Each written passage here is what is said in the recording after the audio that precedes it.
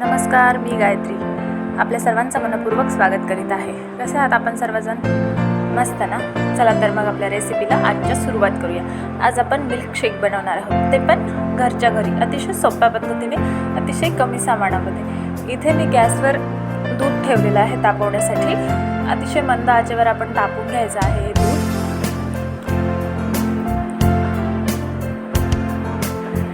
यामध्ये आता मी custard powder घेतलेला आहे, व्हॅनिला फ्लेवरचं कस्टर्ड पावडर आहे। बाजारात कुठेही सहज मिळतं कस्टर्ड पावडर।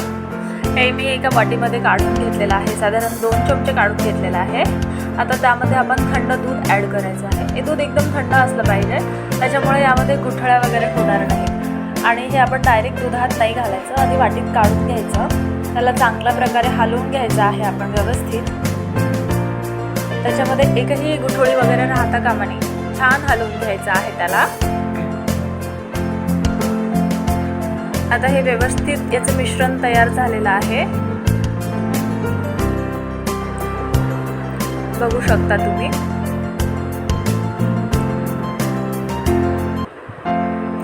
आता आपण हे दूध तापत आलेलं आहे, दुधाला छान खळखळ उकळू द्यायचं आहे। आणि हे जे कस्टर्ड पावडर आपण तयार केलेलं आहे ते दुधामध्ये घालायचं आहे उकळल्यानंतर दूध। आता हे दूध उकळत आहे।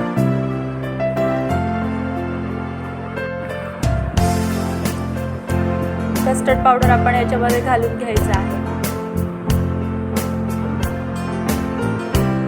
साधारण 2 चमचे मी कस्टर्ड पावडर घेतलं होतं। याला चांगल्या प्रकारे हलवून घ्यायचं आहे। याच्यात गुठळ्या होण्याची शक्यता असते, म्हणून आपण खाली आधीच वाटीमध्ये काढून घेतलेलं होतं। व्यवस्थित खळखळ छान उकळून घ्यायचं आहे दुधाला छान। आणि हे लगेच 2 मिनिटातच घट्ट व्हायला सुरू होतं दूध। एकदम याचं लगेच थिकनेस व्हायला लागतो, आपल्याला जास्त मेहनत करायची गरज नाही। याच्यामध्ये आता आपण साखर ॲड करायची आहे। साखर आपल्या चवीप्रमाणे आपण कमी जास्त ॲड करू शकतो। मी इथे साधारण 4 कपसाठी साधारण 8 चमचे साखर घातलेली आहे याच्यामध्ये। आपलं चमच्यावर पण डिपेंड असतं, आपल्याला जास्त गोड हवा असेल तर आपण जास्त साखर घालू शकता, कमी गोड हवा असेल तर आपण कमी साखर घालू शकता, ते आपल्या मनावर आहे। दूध होत आलेलं आहे। आता मी गॅस आपण यामध्ये आता केसर घातलेला आहे, केसर घालायचं आहे। केसरमुळे याला छानसा रंग येतो आणि केसर हे शरीरासाठी सुद्धा अतिशय पौष्टिक असतं। माझ्याकडे अवेलेबल होतं म्हणून मी घातलेलं आहे, बिलकुल ऑप्शनल आहे हे सुद्धा। पण याच्याने एक सुंदर फ्लेवर असतो केसरमध्ये। ओरिजिनल केसर असेल तर अजून छान, आपल्याकडे अवेलेबल असेल तर आपण घालू शकता, नसेल तर काही प्रॉब्लेम नाही आहे। छान त्याला पुन्हा ढवळून घ्यायचं आहे। एकदम खळखळ उकळलेला आहे दूध आणि थिकनेस पण वाढलेला आहे, तुम्ही पाहू शकता त्याला। अशा पद्धतीने थिकनेस आलेला आहे आपल्या दुधाला। आणि हे दूध एकदम आपलं घरच्या घरी पौष्टिक असतं। आता हे दूध होत आलेलं आहे, गॅस बंद करून टाकते मी। आणि आता गॅस बंद केलेला आहे। आपण हे दूध थंड व्हायला ठेवायचं आहे आणि हे दूध थंड झाल्यानंतर आपण याला फ्रीजमध्ये ठेवायचं आहे, डीप फ्रीज करायचं आहे। साधारण 4 ते 5 तास आपण याला फ्रीजमध्ये ठेवायचं आहे, म्हणजे हे छान प्रकारे अजून त्याला थिकनेस वाढेल याची। इथे मी चिया सीड्स घेतलेले आहेत, हे माझ्याकडे अवेलेबल होते म्हणून मी घेतलेले आहे। यात पाणी घालून घेतलेलं आहे आणि यालाही 4 ते 5 तास आपण भिजत घालायचं आहे। आता हे 4 ते 5 तास झालेले आहेत आणि हे चिया सीड मी यामध्ये दुधामध्ये मिक्स करत आहे। हे दूध आपलं छान थंड झालेलं आहे आता आणि हे चिया सीड मी यात घालून घेतलेले आहे। त्याला साधारण 4 ते 5 तास टाकूनच ठेवावं लागेल त्याच्यामध्ये।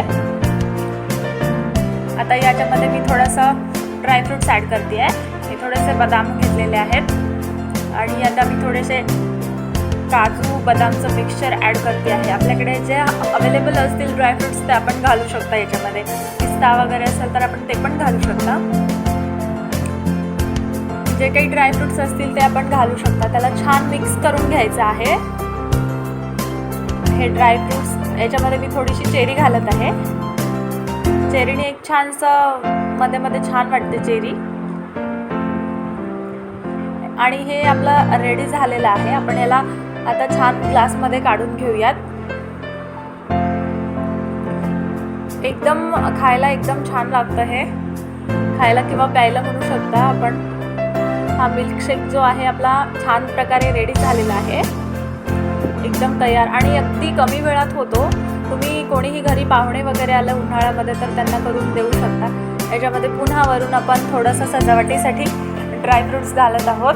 थोडेसे बदाम घातलेले आहेत, थोडंसं काजू घातलेले आहेत आणि थोडंसं वरून चेरी घालायचं आहे, म्हणजे एक त्याला छानसं लुक येईल आपल्या रेसिपीला. अतिशय सुंदर आणि चवीलाही अतिशय सुंदर लागतं हे. तुम्ही नक्की ट्राय करून पहा. रेसिपी आवडल्यास लाईक, शेअर, सबस्क्राईब आणि कमेंट मात्र नक्की करा. Thank you so much. धन्यवाद.